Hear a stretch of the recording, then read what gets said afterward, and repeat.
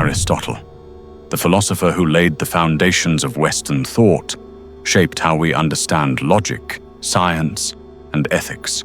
His ideas guided Alexander the Great, inspired medieval scholars, and still echo in modern universities. Revered as a titan of reason, his words carried unmatched authority for centuries. Yet, beneath his brilliance lies a shadow, his view of women. Aristotle did not see them as equals, partners, or even whole beings. He called them mutilated males, defective by nature, destined to be ruled. In texts like Politics, Generation of Animals, and Nicomachean Ethics, he wove a vision of women as incomplete, half soul, half formed, half of man. These ideas didn't just reflect his time. They shaped law, theology, and culture for millennia, casting women as lesser. But why did Aristotle's words endure? How did his philosophy of inequality become a cornerstone of the West? Let's open his texts and see women through his eyes, not whole, but half. Aristotle's worldview was built on one conviction: everything in existence has a ruler and a ruled. Order, for him, was the essence of nature. The soul rules the body, the mind rules desire, the master rules the slave, and the male rules the female. He states it with stark clarity in his Politics.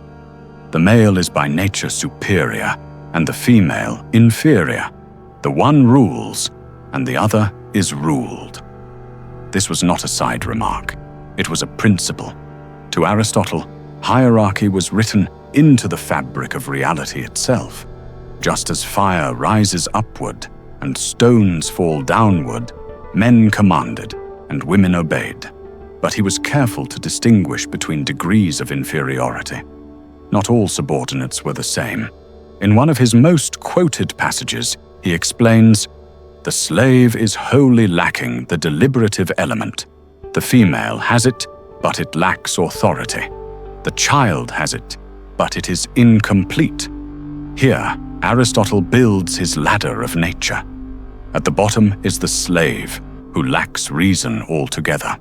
Higher is the woman, who possesses deliberation but without authority. Then the child, who has reason but not yet fully formed.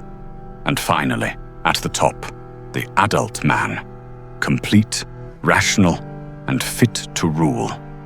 This was not simply a theory about households. Aristotle believed the family was a microcosm of the state. If men ruled in politics, it was because they already ruled in the home. And so marriage, for Aristotle, was not a partnership of equals. It was a hierarchy. He even wrote with chilling bluntness, "A proper wife should be as obedient as a slave." Notice how calm he is in writing this. There is no outrage, no moral hesitation. For Aristotle, it was simply balance. Just as the mind governs the body, the man governs the woman. To question this hierarchy, then, was not just to question social custom. It was to question nature itself, which is why Aristotle warned, the worst form of equality is to try to make unequal things equal. This line reveals his conviction and his fear. To him, the danger was not inequality, but the attempt to erase it. In Aristotle's philosophy of hierarchy, then, the role of women was clear. They were not equals in reason. They were not partners in command. They were subordinate by design. And once again, the theme appears. Woman is not whole. She is not complete. She is half. If Aristotle placed women beneath men in politics, he placed them even lower in biology. For him, nature itself testified to their incompleteness. In his Generation of Animals, he delivers one of the most brutal verdicts in all of philosophy. Women are unfinished men. And again, the female is a female by virtue of a certain lack of qualities, a natural defectiveness. The language is not subtle. For Aristotle, a woman's very sex was proof of deficiency. She was not an equal counterpart to man. She was his shadow, his fragment, his defective mirror. Why did he think this way? His reasoning came from his theory of reproduction. He believed the male provided the active principle, form, soul, and essence, while the female contributed only the passive matter. The man was the sculptor, the woman was the clay. He stamped the design and she merely received it. Aristotle explains it like this: the catamenia, menstrual blood, are semen, only not pure. For there is only one thing they have not in them, the principle of soul. In his view, the female provided only the raw material of life. The male alone supplied the soul, the animating principle that gave form to matter. And when nature failed in its work, when the male seed did not triumph, a female child was born.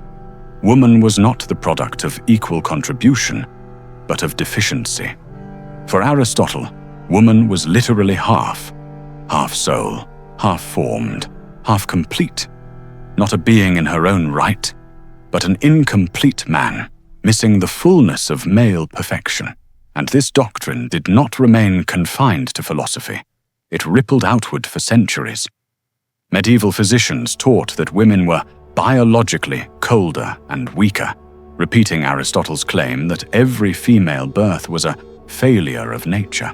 Theologians echoed it, teaching that Eve was made from Adam's rib, a part, not a whole. Doctors, priests, and scholars repeated the formula. Woman was defective by nature. Here, then, the logic deepens. In politics, woman is ruled because her reason lacks authority. In biology, she is ruled because her body is defective. In both body and mind, she is incomplete. Aristotle's verdict is consistent. Woman is not whole. She is half.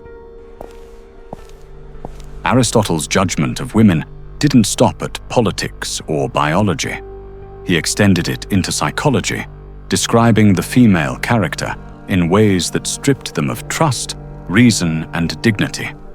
In his History of Animals, he paints a portrait that reads less like observation and more like indictment. Wherefore women are more compassionate and more readily made to weep, more jealous and querulous, fonder of railing, and more contentious. The female also is more subject to depression of spirits and despair than the male. She is also more shameless and false, more readily deceived, and more mindful of injury, more watchful, more idle, and on the whole, less excitable than the male. The list is long, but the meaning is sharp. Women in Aristotle's eyes were governed not by reason, but by emotion. They were creatures of jealousy, idleness, falsehood, and despair. He went further still, with a remark that strips even the possibility of trust. No one trusts a woman, not even a woman. This single sentence reveals the depth of his suspicion. To him, the female was not only weaker, but unreliable, incapable of loyalty, unfit for authority. Even in the animal world, Aristotle believed he saw proof of this. He noted that female creatures were more lascivious, more governed by lust than males. Of cats, he wrote, "The female cat is very lascivious and makes advances to the male." To him, the pattern was universal. From animals to humans, the female was ruled by appetite and desire. Compare this with his praise of men.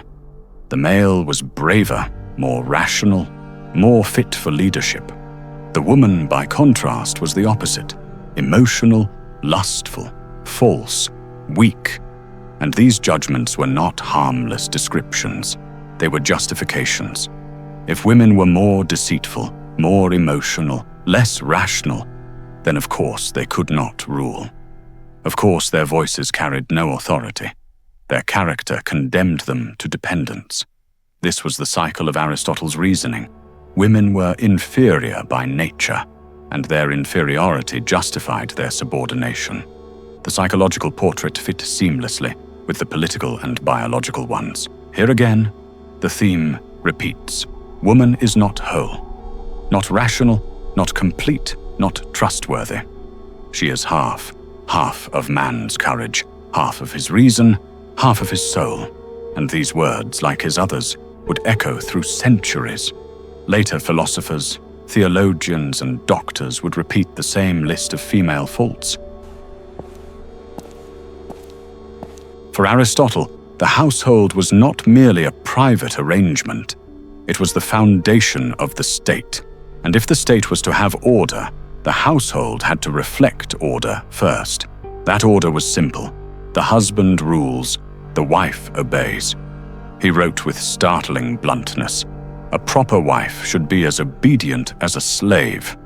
Marriage, then, was not a partnership of equals. It was a chain of command. The man was ruler, the woman subordinate. Just as citizens obeyed their leaders, so the wife obeyed her husband. To question this order was, in Aristotle's view, to undermine the very stability of the city. His justification returned again and again to reason. As he explained in the Politics, the slave is wholly lacking the deliberative element. The female has it, but it lacks authority. The child has it, but it is incomplete. This one line reveals his entire structure of authority.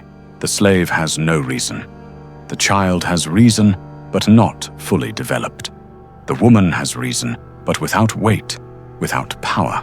Only the adult man possesses complete and authoritative reason, and therefore only he is suited to rule. This logic shaped how Aristotle viewed ethics within marriage. For him, a wife's virtue was obedience. Her moral role was to conform to her place in the hierarchy. A good wife did not challenge her husband. She supported him by obeying. Even in matters of fidelity, Aristotle's ethics reinforced the hierarchy. He writes in the Nicomachean Ethics, "As to adultery, let it be held disgraceful, in general, for any man or woman to be found in any way unfaithful when they are married and called husband and wife. If during the time of bearing children anything of the sort occur, let the guilty person be punished with a loss of privileges in proportion to the offense." Notice here, the emphasis is on preserving order, not equality. Fidelity is not framed as mutual devotion, but as the fulfillment of duty within the hierarchy of the household. The family, then, was not a union of equals, but a political structure in miniature. The household mirrored the state, and the state mirrored the cosmos. A ladder of rulers and ruled, each link in its proper place. This vision shaped more than theory.